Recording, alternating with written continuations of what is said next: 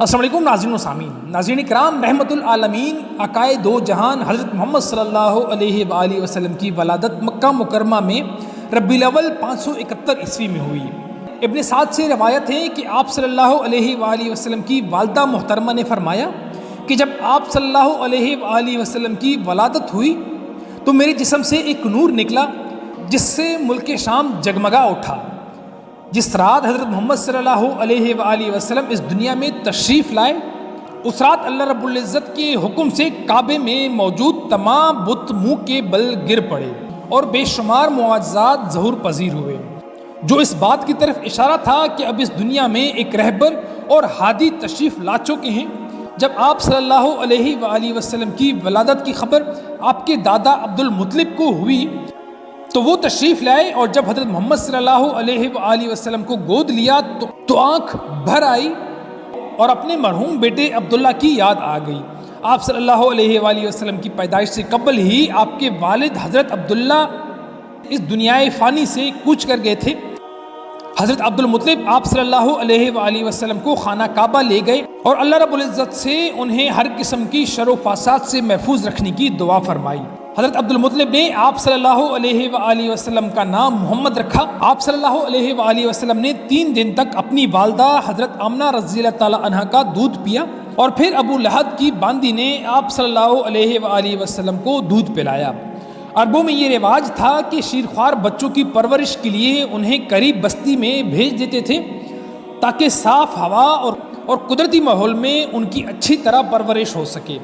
اس زمانے میں بنو سعد اور بنو بکر کی خواتین مکہ آتی تھیں اور نومولود بچوں کو اپنے ساتھ پرورش کے لیے لے جاتی تھی۔ جب بنو سعد قریش کے علاقے میں آئے تو عورتوں نے مالدار گھروں سے بچوں کو گود لیا، لیکن جب ان خواتین نے بی بی آمنہ کے لال کو دیکھا اور یہ پتہ چلا کہ یہ بچہ یتیم ہے تو تمام خواتین نے آپ کو گود لینے سے انکار کر دیا۔ انہی عورتوں میں دائی حلیمہ بھی تھی جو نہایت غریب خاتون تھی۔ جب حلیمہ کی نظر آپ صلی اللہ علیہ وآلہ وسلم پر پڑی تو معجزتاً ان کے دل میں محبت جاگ اٹھی، لہذا حضرت حلیمہ نے آپ صلی اللہ علیہ وآلہ وسلم کو گود لیا اور واپس اپنے قبیلے کی طرف چل پڑی۔ آپ صلی اللہ علیہ وآلہ وسلم کی ان کی گود میں آمد تھی کہ برکتوں کا ظہور شروع ہو گیا۔ بی بی حلیمہ کی اونٹنی جو نہایت کمزور تھی کہ تھن دودھ سے بھر گئے۔ جب قافلہ کچھ دور گیا تو آپ کی اونٹنی سب سے آگے چل رہی تھی۔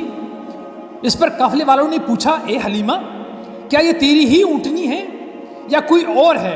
حضرت حلیمہ کے شوہر حارث بھی اپنی زوجہ سے کہنے لگے کہ حلیمہ، یہ تو بہت برکت والا بچہ ہے۔ جب بی بی حلیمہ قافلے کے ساتھ اپنی بستی پہنچی تو وہاں شدید قحط برپا تھا، تمام جانوروں کے دودھ سوکھ چکے تھے۔ جب بی بی حلیمہ اپنے گھر میں داخل ہوئی تو بکریوں کے تھن دودھ سے بھر گئے تھے۔ بی بی حلیمہ فرماتی ہیں، جب میری بکریاں چراگاہ سے واپس آتی تو ان کے تھن دودھ سے بھرے رہتے، جبکہ ہر طرف سوکھا پڑا تھا۔ لہٰذا قبیلے والوں نے اپنے چرواہوں سے کہا کہ تم لوگ بھی جانوروں کو اسی جگہ چراؤ جہاں حلیمہ کی بکریاں چرتی ہیں، مگر یہاں چراگاہ کا کوئی عمل دخل نہ تھا، بلکہ یہ حضرت محمد صلی اللہ علیہ وآلہ وسلم کی برکت کا فیض تھا جس کو میں اور میرے شوہر کے سوا کوئی نہیں سمجھ سکتا تھا۔ آپ صلی اللہ علیہ وآلہ وسلم کی 2 سال بی بی حلیمہ اور حارث کی گود میں گزرے۔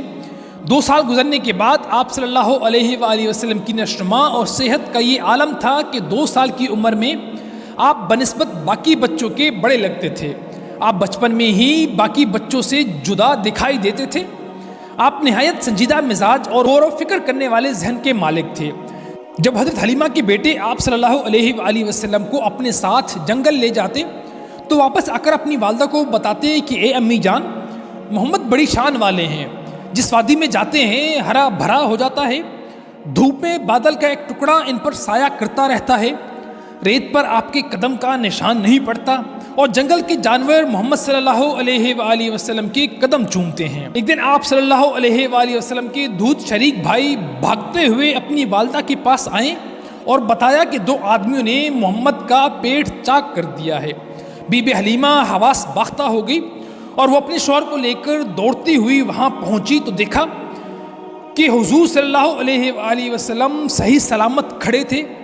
جب آپ سے پوچھا گیا کہ آپ کو کیا ہوا تھا سفید لباس اوڑھے دو آدمی آئے تھے، انہوں نے مجھے لٹا کر میرا پیٹ چاک کر دیا اور اندر سے خون کا لوتھڑا نکالا، پھر اسے سونے کی تشت میں رکھ کر آب زمزم سے دھویا، پھر اسے اپنی جگہ رکھ کر میرا سینہ بند کر دیا۔ یہ سن کر بی بی حلیمہ گھبرا گئی اور آپ صلی اللہ علیہ وآلہ وسلم کو واپس مکہ بھیجنے کا ارادہ فرمایا۔ جب آپ صلی اللہ علیہ وآلہ وسلم کی عمر 4 سے 5 برس ہوئی تو حضرت حلیمہ آپ کو مکہ واپس لے آئی اور آپ صلی اللہ علیہ وآلہ وسلم کو بی بی آمنہ کے سپرد کر دیا۔ یہاں حضرت ایمن جو آپ کے والد کی باندی تھی، حضور صلی اللہ علیہ وآلہ وسلم کی خدمت میں مصروف رہنے لگی۔ ایمن ہی آپ صلی اللہ علیہ وآلہ وسلم کی تمام ضروریات کا خیال رکھتی۔ آپ ایمن کی خدمات، شفقت اور محبت کو ہمیشہ یاد کیا کرتے تھے اور فرمایا کرتے کہ ایمن ماں کے بعد میری ماں ہے۔ ابھی آپ صلی اللہ علیہ وآلہ وسلم کو اپنے والد کے سائے سے محرومی کا شعور بھی نہیں تھا کہ آپ کی والدہ حضرت آمنہ رضی اللہ تعالیٰ عنہا ہی وفات پا گئی، لہٰذا آپ صلی اللہ علیہ وآلہ وسلم کی پرورش کی ذمہ داری آپ کے دادا حضرت عبد المطلب نے لی۔ حضرت عبد المطلب کو اپنے پوتے سے نہایت الفت اور محبت تھی۔ حضرت عبد المطلب آپ صلی اللہ علیہ وآلہ وسلم کو اکثر گود میں بٹھا کر فرمایا کرتے کہ اس بچے کا مقام و مرتبہ بلند ہے۔ ناظرین کرام، جب حضرت محمد صلی اللہ علیہ وآلہ وسلم کی عمر 8 برس تھی تو ایک دن اپنے دادا کی چرپائی کے پاس بیٹھ کر زارو قطار رونے لگے، کیونکہ آپ صلی اللہ علیہ وآلہ وسلم کا واحد سہارا ان کے دادا حضرت عبد المطلب کی بھی وفات ہو گئی۔ آپ کے دادا آپ کو ابو طالب کے حوالے کر گئے۔ اس انتہائی اکیلے پن میں آپ صلی اللہ علیہ وآلہ وسلم نے اللہ رب العزت سے اپنا رشتہ جوڑا۔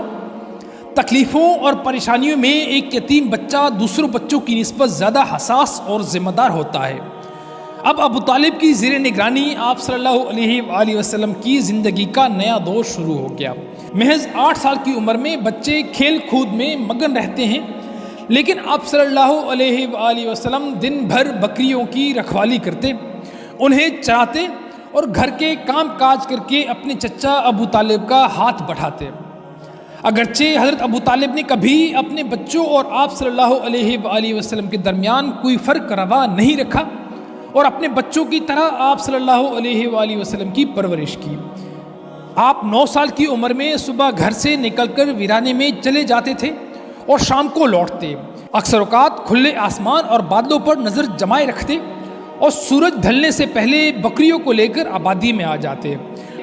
حضرت عبد المطلب ایک تاجر تھے، چنانچہ جب آپ صلی اللہ علیہ وآلہ وسلم کی عمر 12 سال تھی تو آپ تجارت کے سلسلے میں حضرت محمد صلی اللہ علیہ وآلہ وسلم کو ملک شام لے گئے۔ شام کے قریب بصرہ میں آپ لوگوں کا قافلہ ٹھہرا۔ روایت ہے کہ جس جگہ اس کاروان نے پڑاؤ ڈالا وہاں بحیرہ نامی ایک شخص مقیم تھا۔ بحیرہ نے دیکھا کہ جس درخت کے سائے یہ کاروان ٹھہرا ہے اس کی ٹہنیاں خود بخود جھک گئی ہیں۔ اس نے دیکھا کہ ایک 12 سالہ لڑکا اس کاروان میں شامل ہیں جس پر بادل کا ایک ٹکڑا سایہ کیے ہوئے ہیں۔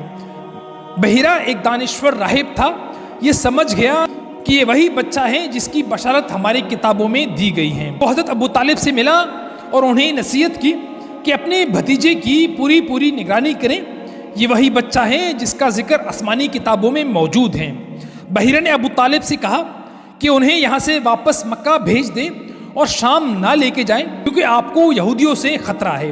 لہٰذا حضرت عبد المطلب نے آپ صلی اللہ علیہ وآلہ وسلم کو چند غلاموں کے ساتھ مکہ واپس روانہ کر دیا۔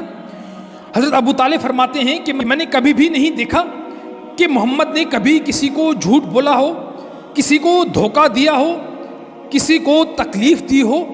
محمد ہمیشہ خوش اخلاق، نرم گفتگو، بلند کردار اور اعلیٰ درجے کے پرہیزگار رہے۔ آپ صلی اللہ علیہ وآلہ وسلم بچپن سے ہی مختلف طبیعت کے مالک تھے۔ آپ باقی بچوں کی طرح شرارتی بالکل نہ تھے۔ آپ صلی اللہ علیہ وآلہ وسلم نے جس سماج میں پرورش پائی، جہاں آپ صلی اللہ علیہ وآلہ وسلم نے اپنا بچپن اور جوانی گزاری، وہاں شراب، ناچ گانا، فحاشی، حتیٰ کہ ہر قسم کی برائی زوروں پر تھی۔